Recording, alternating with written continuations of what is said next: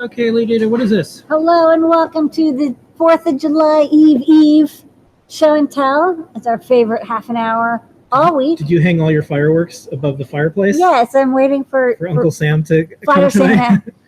Fire Santa to come by. Okay.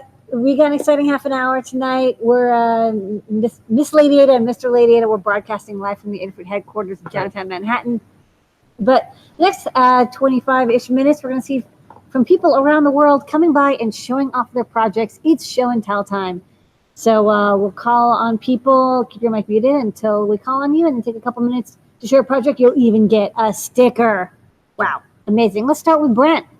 Hello. Oh, do I get a sticker? Yes. Yes. And you get infinite stickers. I got 100 stickers. Yeah, they're on your desk I have right now. 100 CircuitPython stickers for you, by the way. Okay, good. I need more. See, there you go. You asked, you receive.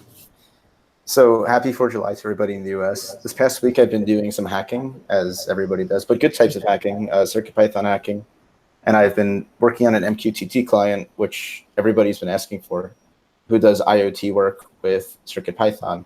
So I have a demo of it, like a very early demo. So I have 2 Pi portals.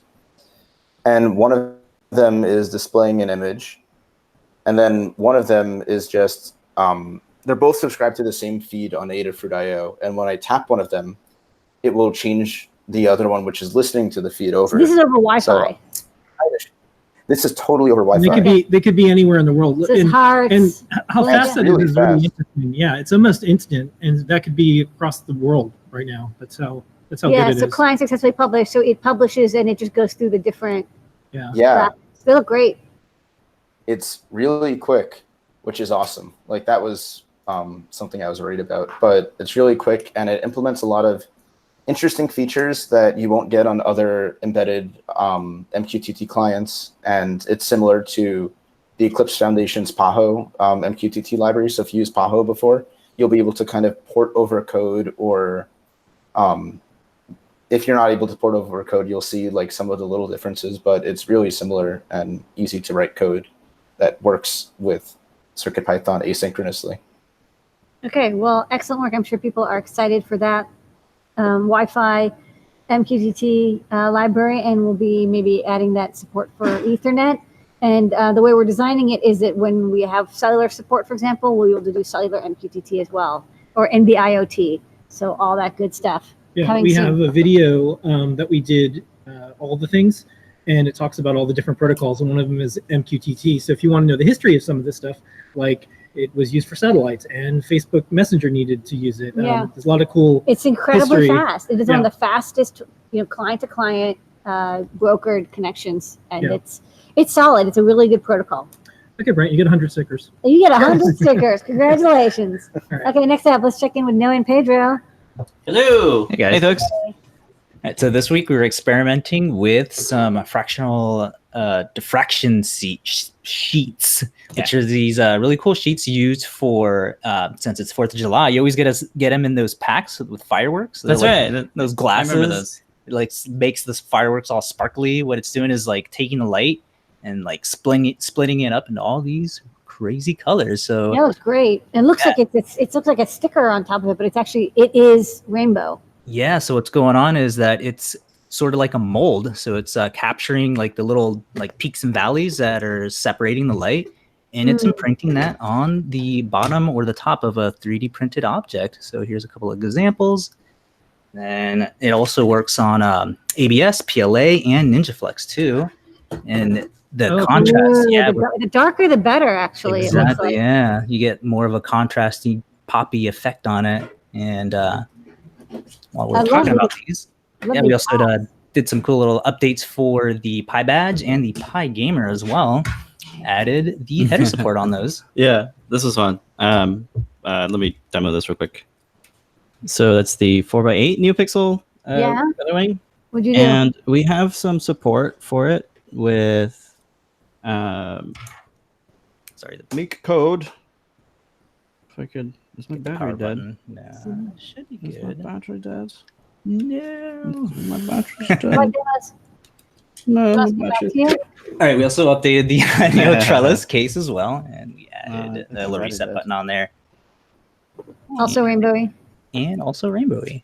Looking great. Is it good? That's a nice little detail, and I like these little details to 3D prints. It's like you can't get that kind of diffraction grading look with injection molding, so this is kind of a cool plus.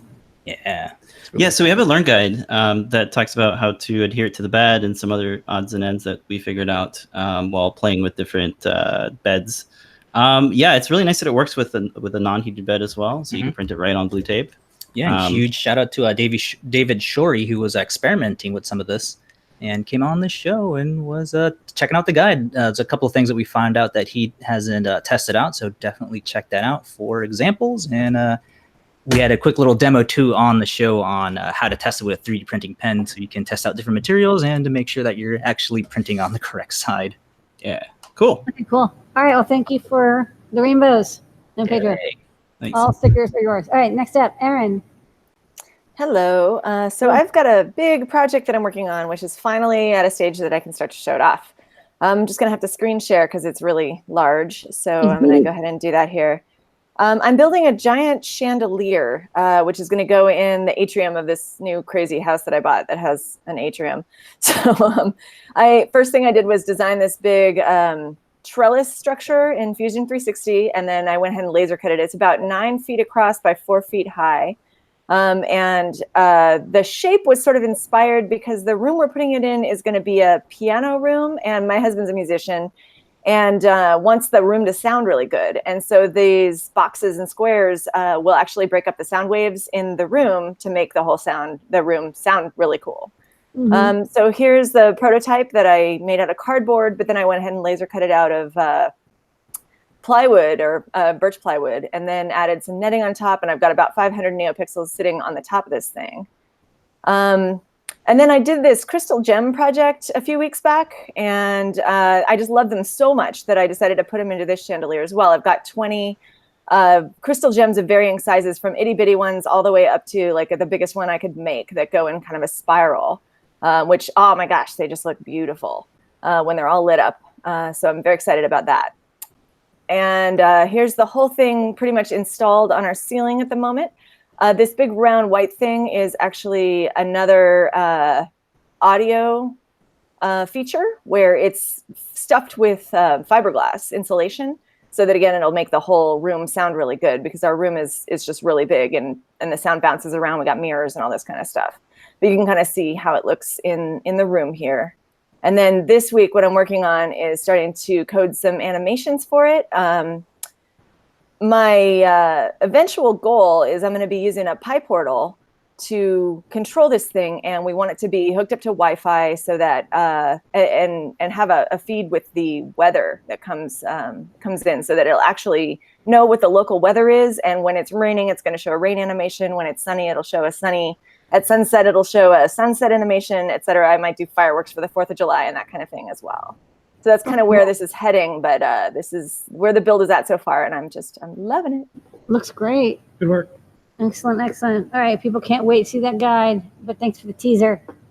Okay, cool. Next up, let's go to Christopher. I guess that's me. I have to follow Erin. Yes. That's hard to follow. Okay, let me switch to my project. So you remember we did the Farmer Says projects back, me and my buddy Gary. We did them. Yeah. That's a pretty cool project. I mean, I think it competes. It was good. So inside is a Raspberry Pi Zero. There's a Pomeroni with a P-hat DAC for the audio, and there's the Adafruit motor hat to move the wheel. I didn't use that in this project, but now it's an audio adventure game. Right. So it plays the prompts, and then the door won't open. You push to where you want to go. Oh, that's cool. So you can tell it go east, or you can use it to tell the game what you want to do. So they're the compass points, and then you have a left hand and a right hand, and you can pick objects up, drop them, or use whatever objects in the hand. So you have to, solve the puzzles with just 2 hands to pick up. And I tried to use the voice talent from our company. It's the game that's on there now is based on our company at work. So I tried to get the people involved, but I had to use a lot of robots from speech to text to speech. So that's pretty much it. That's so cool. We were just talking about your project because we've been doing some machine learning stuff, and we're training voice models, and we're like, well, one day after we get past the kind of default demos, yes, no, up, down, we thought we would be able to do something where the say and speak could be more of an interactive thing. Like you would say something, it would recognize it because it's machine learning. It's not sending stuff to the cloud. It's actually just recognizing on the device, and then it would move the arrow to what it thought it heard. So we'll see. We've only we've only trained two voice models so far. This weekend we're going to try to do cat and dog. So we'll see. All right. Well, the only thing that project's missing is as seen on show and tell sticker. I would love another one. Oh no. Okay. No, it'll go with another too. Yeah. You can never have too many show and tell stickers. Absolutely. All right. Thank Thanks, you, Christopher. And next up, Chris. Well, it's me. Good evening. Hey, Hey, Chris. Chris. I've been working on this in different forms for a couple years. It started with this push button, which has an RGB LED in it. It's not hooked up. It's a simple square button. I got it just because I was curious if it existed. It was like $17. And a friend suggested that I take my cool color smoothing and turn it into a game. So the next version was this. This is a 1 pixel video game. This is a Oh yeah, pixel. that's cool. And there's It's like one Minecraft. yes, and there's an extra minion here and some NeoPixels, but way too many screws to change the batteries. So I'm going to show you the newest version, which I'm calling Div. So this is all Adafruit stuff. It's kind of trying to make a handheld video game. So I got to boot it up to get past the little Pro Trinket bootloader. And it's got a title screen. Hope it looks better with the light off. Yeah. And then with 1 pixel, you only get to show color. So it's a color matching game. So you have to remember that color. Okay. And you hold the button to cycle through all the colors. And when you get close, you let go. And I got it right. And even wasn't even looking at it. Hey, so it's like a 1-bit Simon. Yeah. Yeah, it's kind of interesting. What That's can you cool. do with one color? Like Yeah. it's interesting. You have to. The restriction makes you be creative. Exactly. But it's not too restrictive because all it needs is a color output and a button input. So I was trying to constrain it on size and make it as small as possible. So in here is the Power Boost 500, Pro Trinket 5-volt, dot star matrix, and a nice button from DigiKey, I believe, and lots of 3D printing. I used many different versions to print with to get it going. Well, so it's beautiful. Congratulations. All that's missing is a show and tell sticker. Yeah. Email support at Adafruit will give you one. It'll fit perfectly on the back. And also, if you want to have the project published, email pt@adafruit.com and send me some photos and things, and we'll get it up on the blog as well. Excellent. All right. Good work. Good work. Okay. Next up. Okay, next up, Jeff. Hey, Jeff. Hey there. Hello. Just a quickie this week. I was on about a month ago with the old Kodak camera. I turned into a digital camera from a recent trip to Yeah. Cool. Center. My wife wasn't going to be alone, so we went and modified picked up several years ago into a blinky one. I was actually inspired to bring this on the show because of the recent demise of Maker. This was a Annie of Magic That was the kit name of the that company we were picked up trying to a couple remember. of Yeah, years I ago imagine. off a Maker shed. The hard part for it now, wiring it up was pretty simple. The hard part's programming it because it was It was a dependent flat. on It having was using like scheme a web over service LEDs. to Just pretty MIT. yeah. So it had was really a matter of trial and error. So trying to figure out if I could find the original spec on that so I can put some other animations into it. Yeah, I think their website went down because remember we were looking for it. Yeah, there's Archive.org, a you bit know, of it on archive.org, but you have to really play with it to get it to do much. But Yeah, it was 'cause an it was interesting project. very picky. Yeah, there was a very interesting idea of like it was really a brilliant idea at the time because it was like, well, how do you program without drivers, without requiring an Arduino ID? That was what they were trying to avoid, was like, you can't always install software. But I think, and I like the idea. The problem is I never got it working very well. I could never really program. It worked great on CRTs, but LCDs, it didn't work as well, that technology. So I think that was also one of the challenges because LCDs are so bright. You know what I mean? They're always, it's not light and dark. It's like a backlight and then blocking. And so it was tougher to do the light differentiation. Right. And we've moved on now that you guys are able to show people how to program without drivers. So yeah. it's still We fun to waited figure another out. 5 years and it was like CircuitPython, but like, 5 years ago, yeah, this was the only way to do it. Cool. All Thanks. right, Well, thanks so much, Jeff. And email support at Adafruit. We'll send you out a sticker. Also, Christopher, same thing. If you want us to publish your project on our blog, if there's updates, I saw your GitHub link that you just put in Discord, but let us know if you have any photos or videos. You can email me, pt@Adafruit, and we'll get the blog post up. And then Pedro, do you want to show? Oh, there you go. I'm back. We're back to you. Do you want to show the back of the Pi badge or the Pi? Yeah. So this is like a really tricked out Pi gamer. It's so super tricked out. That's nice. It has underlining. It's great. This is fun. We could probably use this for scorekeeping or something. Just I don't know. Maybe when you win, it does a rainbow effect or something. Or you could play one of those like DJ like beat games. Well, where it's like there's the beat matching game, but it's like there's the kits that people have for the back of their giant TVs that whatever is playing.